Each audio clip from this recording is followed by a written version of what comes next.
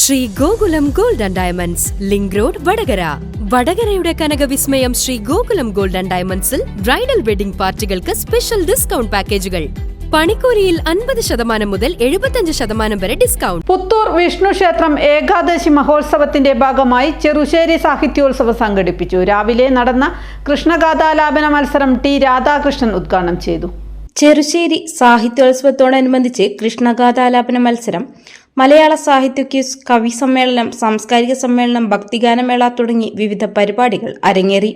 രാവിലെ നടന്ന കൃഷ്ണഗാഥാലാപന മത്സരം ടി രാധാകൃഷ്ണൻ ഉദ്ഘാടനം ചെയ്തു. Puthur Devaswom trust chairman M Vijayan സമ്മാനദാനം നടത്തി. എം കെ ബാബുരാജ് സ്വാഗതം പറഞ്ഞ ചടങ്ങിന് കോമുള്ളി രവീന്ദ്രൻ അധ്യക്ഷനായി. കൃഷ്ണഗാഥയുടെ രചന ആരംഭത്തിൽ തന്നെ മംഗളശ്ലോകം എഴുതിയിട്ടുണ്ട്. മംഗളശ്ലോകം എന്ന് പറയുമ്പോൾ ഇഷ്ടദേവതാ സ്തുതിയോട് കൂടിയിട്ടാണ് മംഗളം ആചരിക്കുക. അങ്ങനെ ഇഷ്ടദേവതാ സ്തുതിയോട് കൂടിയിട്ട്, ദേവീ സ്തുതിയോട് കൂടിയിട്ട് ഇന്നിരാധനുടെ എന്ന് തുടങ്ങുന്ന മംഗളശ്ലോകമാണ് ചെറുശ്ശേരി രചിച്ചത്.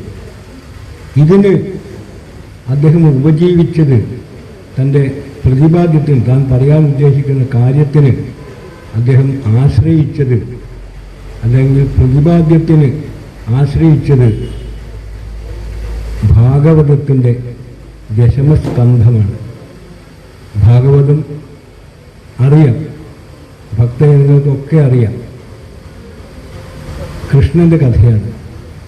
കൃഷ്ണൻ്റെ ജനനം മുതൽ സ്വർഗാരോഹണം വരെയുള്ള കാര്യങ്ങൾ വളരെ അടുക്കോടും ചിട്ടയോടും കൂടി ലളിതമായ രീതിയിൽ സാധാരണക്കാരന് പരസഹായം കൂടാതെ, മറ്റൊരു ഗ്രന്ഥത്തിൻ്റെ അപേക്ഷ കൂടാതെ കാര്യങ്ങൾ ഗ്രഹിക്കാൻ പാകത്തിലാണ് അദ്ദേഹം രചിച്ചിട്ടുള്ളത്.